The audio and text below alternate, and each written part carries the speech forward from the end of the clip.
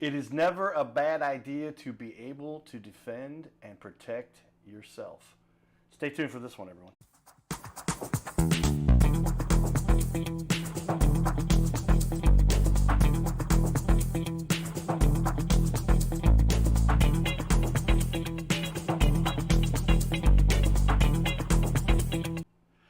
Welcome, everyone, to the Your Little Castle Show. Carter Rethwish, a.k.a. the Cardinal Cowboy, here in studio. We have been graced with a former semi-pro quarterback, my buddy. We played football. We played baseball together. Yep. It was a matter of time. And us guys, we get into our own business professional worlds, and I say, Cowboy, so you got this little show. I put a post out towards your area, and you said, hey, man, I'd love to be a guest. So here we are. Yep. Welcome to the studio, Greg and Joey Shepard, father-son, head instructor, and program director. Is that right? Let me make sure you can see Joey there. I'll put it on our wide shot. You can get everybody in the picture here. But pretty exciting stuff. Jiu Jitsu. This is an art and it's a specialty with regard to self-defense. Sure. And it's a great way to keep yourself safe, but also so you can still wake up the next day and not have to worry about fixing all your wounds. We'll get into the strategy here a little bit. Sure. Well, it's certainly a good way to defend yourself, but it's a lot more than that. I mean, not many people are attacked very often, so Right. Defending yourself really starts with awareness. You don't walk into a dark alley. You don't go to your car without, suspecting that someone might be behind it. So it all starts with awareness. But should it go hands-on, Brazilian Jiu-Jitsu is an absolutely wonderful way to have some peace of mind and know that you can at least defend yourself long enough to get some help for a cop to arrive, that sort of thing.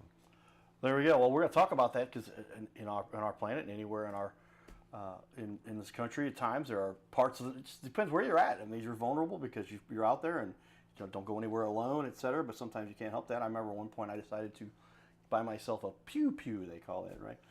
Because I was doing some work by myself in certain parts of the city that may not be as safe as some people may suspect. But man, maybe if I'd have just learned, I was fortunate, didn't have any issues.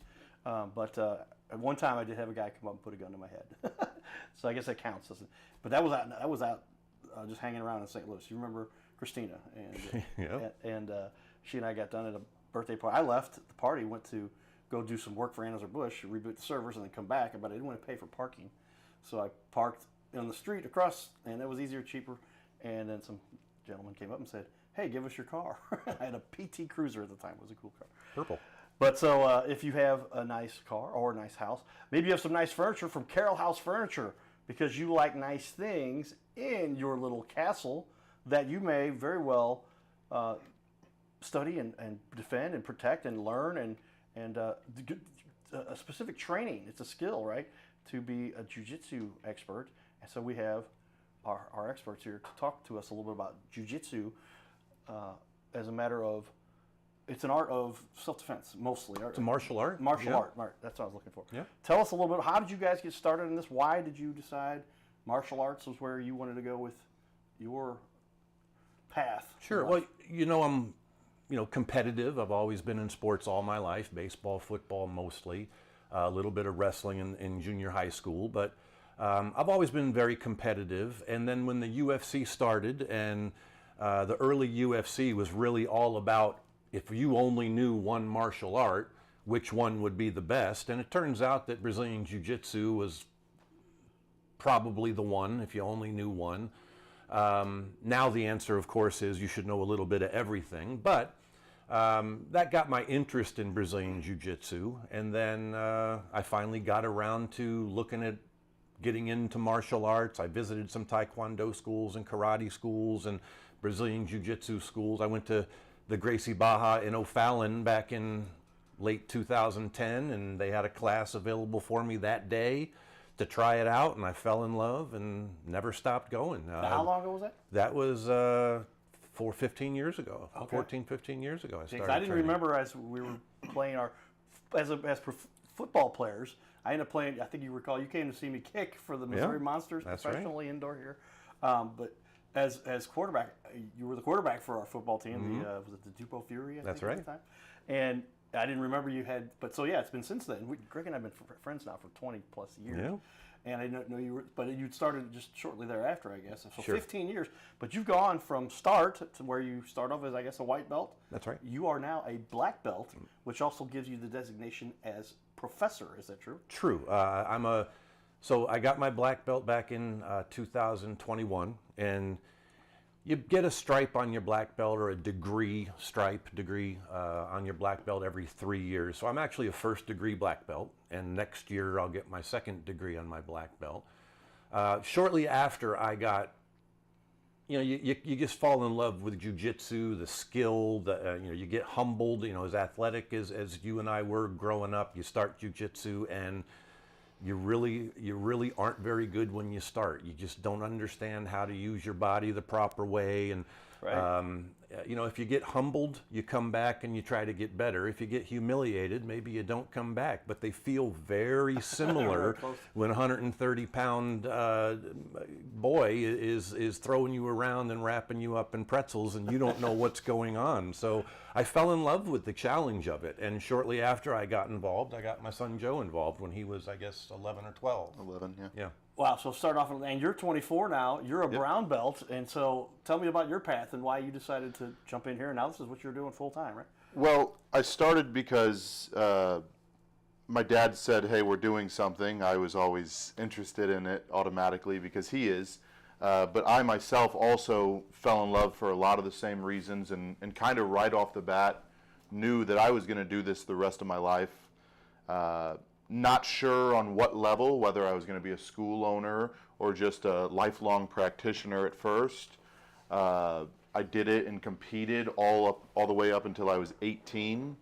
And then I wanted to, I guess, fast track my way to maturity and adulthood and joined the Marine Corps, trained a good bit throughout that.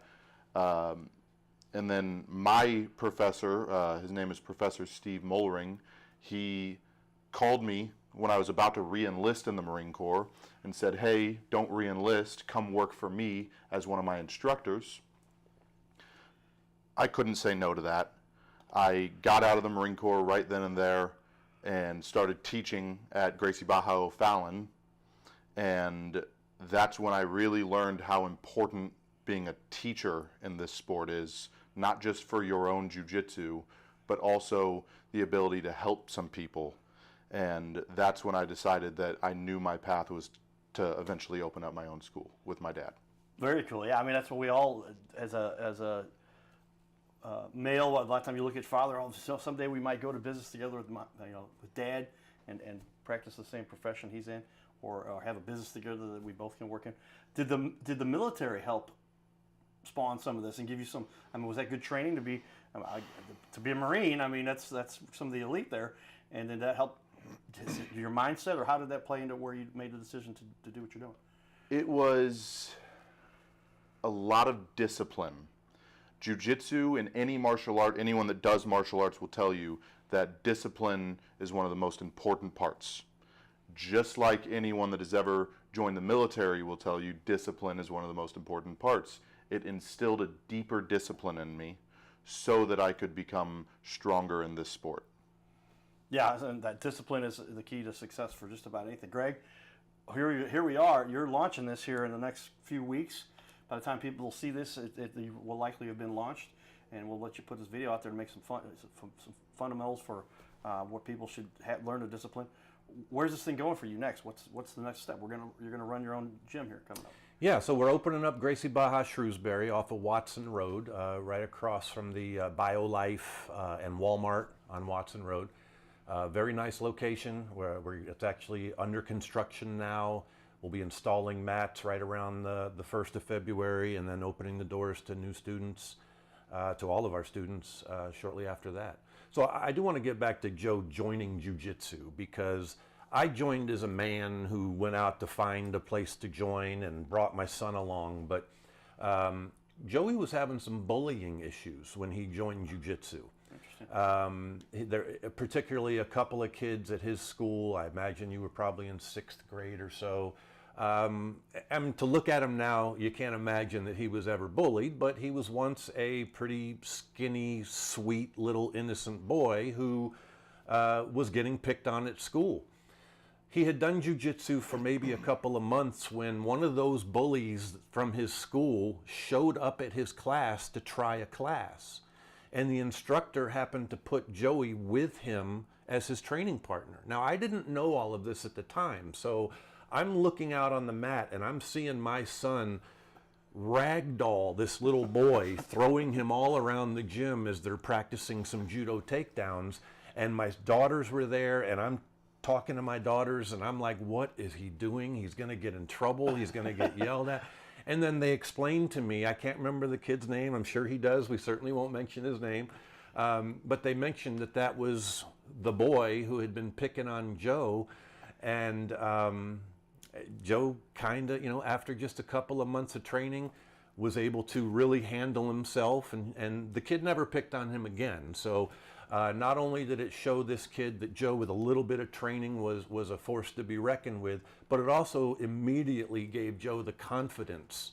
So it's not always just about the physical ability to defend yourself. It really is how it transforms you into, if nothing else, someone with a little bit of confidence, or even a lot of confidence, to certainly transforming you into someone with more confidence. And I think that's a really, really important point to mention here with martial arts. Because again, it's not just, choking someone and threatening to break their bones and joint locks and all that sort of thing.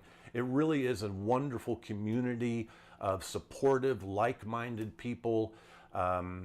It truly will change your life, not just your ability to defend yourself, but joining that community and doing the things that jiu-jitsu allows you to do and increase your confidence in yourself really is a life changer. I just wanted to point that out. Yeah, I appreciate that, because it is a skill. It's a martial art that allows you to have that discipline. And one of the most important things we talked about, and that's confidence. Like when you're a kid and you've got somebody, that's interesting, because I remember being bullied in school. Maybe if I'd have gone to martial arts, no doubt, jiu-jitsu, no doubt, different path would have gone there. But I'll never forget it, man. I hated going to school because I was the kid that was told to shut up and do as you're told. Well, these kids didn't apparently have that kind of discipline. I figured out later that they were the youngest of the three brothers, kind of thing. But it literally, you can just see the discipline, the confidence it gives you. Once you get good at something, then you build that confidence. Sure. Joey, talk about that. How has that impacted you, and where you've gone here at a young age, now being close to a black belt, and how you're going to help other people? Well, yeah, my confidence, especially just from that situation, a little detail as well is that I told my professor as class started that was my school bully, and he put me with him and told me to handle it. And respectfully. Respectfully, right. And the confidence I got from that is not only what my dad described, but also just the way people immediately started treating me as word got out about what happened at school, is I was immediately treated much nicer. And lots of respect. And yeah, it really, really grew me into who I am today, a lot of things. But confidence isn't just for kids. There was a student when I started teaching that was always looking down, a little older than me, maybe 26 now, always looking down, was never talking to anyone, super shy, not very good hygiene, just didn't take care of himself and wouldn't talk to people or make eye contact. And I remember watching him grow over a 6-month period where he comes back in well-groomed with a haircut, looking at everyone, talking to everyone, staying after class, asking questions, watching people grow in their confidence, watching jiu-jitsu help them outside of the gym and as people is one of the most beautiful things I've ever seen. And that's how we know we're making an impact. Yeah, that's a great attribute to be able to bring to the community, and that you get that through that discipline, whether that's in the arts, in the sciences, I should say specifically, like I'm thinking about my mom as a drama teacher. She teaches kids the discipline there to have the confidence to stand up in front of a crowd and speak or to sing, and here you're giving people the confidence to stand up for themselves and to believe. And once you've got that confidence that somebody's not going to push you over, you got to bully. Bullying is a big problem. talked about that on the show, previous guests, and when you have confidence to stand up for yourself, and all of a sudden they're like, oh, now the respect comes from around, and can help, and that helps somebody to build and turn into a much stronger person too. Yep. We'll show you. These guys have some great reviews of here also as well, and it's exciting to see an early start with your business. Somebody that's obviously paying attention to you guys, but you can see here 5.0, 13 reviews already as you've been working with a number of people here. How does it make you feel to have a bunch of people out there already showing support for you? Coach Joey is a great guy. Myself and two sons have learned a lot of training with it. His attention to detail when explaining technical aspects of the art are world class. That's a lot for somebody to say about a business like yourself. You can take a look at that up on the screen for everybody there. But how does it make you feel to have so many people already showing you such support in the community? Well, as I mentioned the community before, it's touching. The words are wonderful. I mean, the fact that we haven't opened yet we have these people who have grown with us, trained with us, sweat with us, learned with us, for them to say such wonderful things. And of course, to do it purposely to help our new business is just very touching and invaluable in the community. But again, I wouldn't expect much less from the wonderful Jiu Jitsu community in the St. Louis area, and certainly from the Gracie Barra community as well. There it is, sticking together in our community. With that, we're going to show you a little bit of fun we had down at Busch Stadium. Greg and I can reflect here. These kids are getting ready to throw out the first pitch for the Cardinals at Busch Stadium. Check out some of the fun in the community we get to partake here. Hey everybody, we've got some baseball players in the building here. Who's your guys? All right, first of all, let's talk about who's your guys' favorite player? Bryce Harper. Bryce Harper. Tyler. Last name. Mason Wynn. Fernando Tatis Jr. Aaron Judge. Who'd you get? Bryce. All right, so we got a Cardinal fan in there. You guys are from the Misfits, right? You guys are from down close to Paducah, Kentucky, right? How long a drive was it to get up there? Only a couple. It wasn't that long. Hey, like I said, when you get older, you start playing big league ball and traveling on and stuff. It's gonna be a lot longer drives. Gonna be okay for that? We're gonna pay you well. Okay? You ready? All right. So, why did you guys decide to come up here to see the Cardinals? Come on up here. Let's hear what they say. Why did you decide you want to come see the Cardinals? What's your name first? Hunter. Hunter, why did you decide to come to see the Cardinals? Because we're playing a tournament here. Because you're playing a tournament here. What about you? They decided to. Why did you decide to come up here? Are you one of the players? They decided. He's a bad boy. He's a bad boy? Okay. He's a bad boy. All right, now we got something else going on kind of exciting here. We're going to work on this a little bit. Who's going to throw out the first pitch today? What's your first name? Wyatt? His name is Carter Rethwich, but in St. Louis, he's known as the Cardinal Cowboy. He's a well-known fixture in the stands at sporting events in the Gateway City. He's one of its greatest cheerleaders, a super fan like no other. When he makes his rounds at almost every home game, he shares his love for sports with the rest of fandom with a smile, a cheer, some positive encouragement, and lots of selfies and pics. But the Cardinal Cowboy was born of a tragic incident. Rethwich was an aspiring athlete in high school and college. He dreamed of playing in the big leagues, but those dreams ended when he and 3 of his college friends were hit with a devastating crash by a 5-time drunk driver. One of his best friends died. Carter suffered a critical head injury.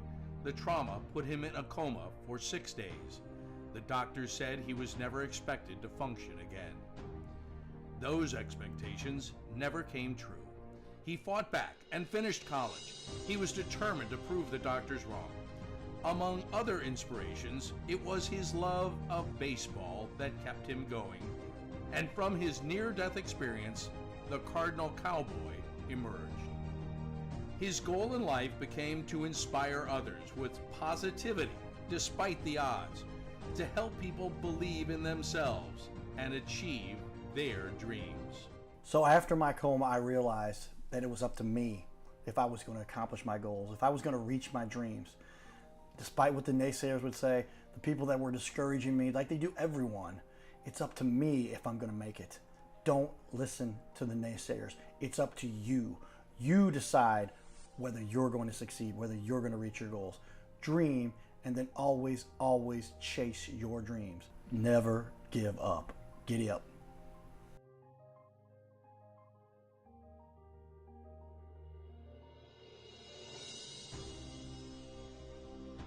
Hey, we're looking for the small business owners and leaders in our community to be on our show. This is the Your Little Castle Show. We air 3 times a week, every week on ABC, and we would like to put somebody you know, or maybe it's you, who's a business owner to be on our show. You'll sit right here in our guest chair, right here, sitting here talking to us.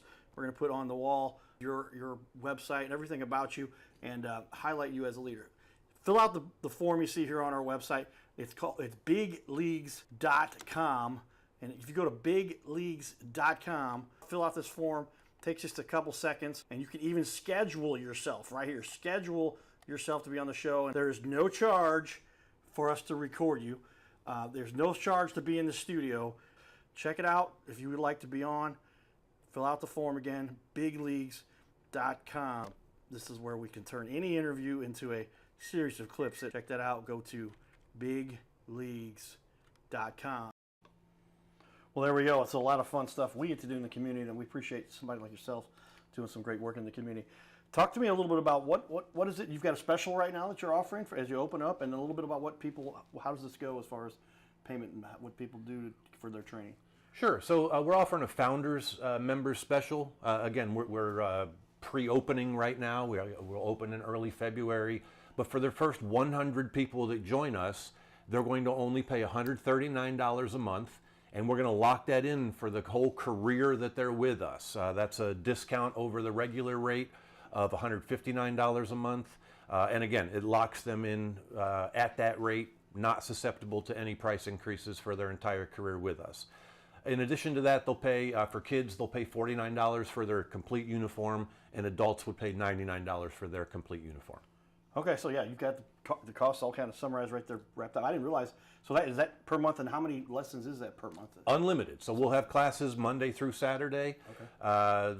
There'll be something available for everyone every day. So you can come 6 days a week. You can even come a couple classes every day. So it's for unlimited training. That's a remarkable value right there, because Sure I can imagine just for a gym membership. And then you start talking about the trainers that are going to work with you. They're $55 an hour. Sure. And that's for 1 hour. If you get 2 hours, you're 110. You get 3. And so unlimited for the entire month. And how quickly does somebody progress with regard to their training? And they can start off with, tell me about that, Joey. As a matter of, you start off as a white belt. How long it take? I guess how hard they work and how many lessons they get. What's the path?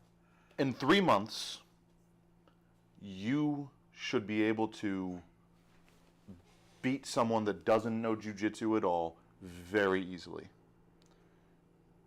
But jiu-jitsu as a whole is one of those sports where you're going to be terrible to start, and then you don't really get good at jiu-jitsu until probably purple belt. It's going to take years to be able to be considered good at this sport. And then you're going to get a black belt and realize that you're still bad at jiu-jitsu to some people. Really? Right? There are world champions that would do whatever they want to me after 14 years of training, whenever they want to do it. I can do nothing against some people, and that's the beauty of this sport.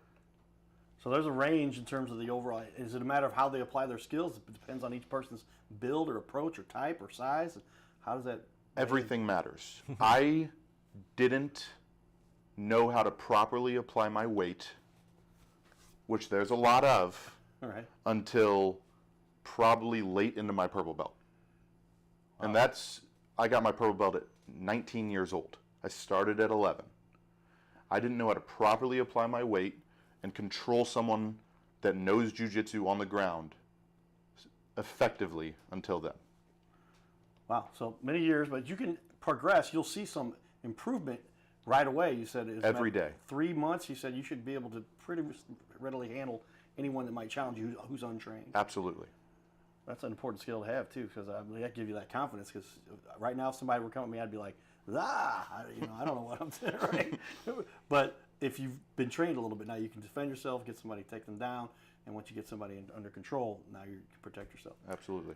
So you pointed out another very interesting thing, which is your reaction right now would be, "Rah!" right? Like, oh my gosh, what's going on?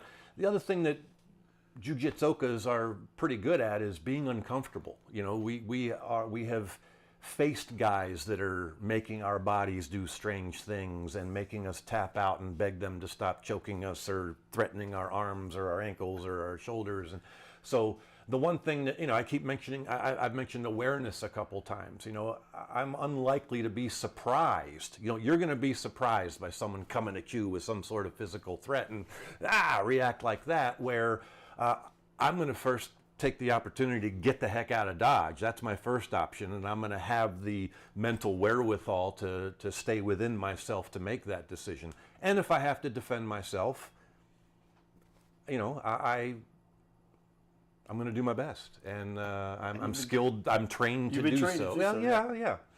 Okay. With that, we've got about 3 minutes left here, 2.5 minutes left here. Tell me, what sets you guys apart? What do you think you guys bring to the table as far as something that kind of separates you guys with regard to what you're offering to the community? You know, the easiest thing to do would be to say that we're the best and you come to our school and there's no better school. The truth is, I want everyone to try jiu-jitsu. I want everyone to try martial arts. It's a discipline that helps you in everyday life. It keeps you fit. It gives you confidence. I think martial arts overall are an absolutely wonderful thing to do for adults, for kids, for women, for absolutely everybody. Gracie Barra in Shrewsbury, Missouri. It's going to be fun. It's going to be great training. We follow a world-class curriculum given to us by our franchise, Gracie Barra, which is a worldwide leader in Brazilian Jiu-Jitsu. We're entertaining. We're very good at what we do. We form good relationships. And I know that our students are really going to enjoy our training and being a part of Gracie Barra in Shrewsbury. And to add on to that, most gyms, I don't know any, where our head instructor started at 41 years old, past his prime, having to be more careful with his injuries, having to be safer, and also being able to get hurt a lot easier. He knows how to stay safe and how to keep the environment safe, and he knows what it's like to be in your 40s with hip issues. And I know what it's like to be a kid doing jiu-jitsu. I know what it takes to keep a kid engaged because I was there. And I also know what it's like to be doing jiu-jitsu in my 20s, and I know what it takes. They've got you covered from across the gamut, everybody. If you'd like to learn more, check them out. Gracie Barra, that's B-A-R-R-A, Barra, Shrewsbury, Brazilian Jiu-Jitsu, right there in Watson, St. Louis, Missouri. And you can get some expert training from somebody I know and trust. I've known for many years. He's a great person, a great athlete, and his son here, who is following his footsteps and now going to run this facility for everybody. Stay tuned for more, everybody. Giddy up.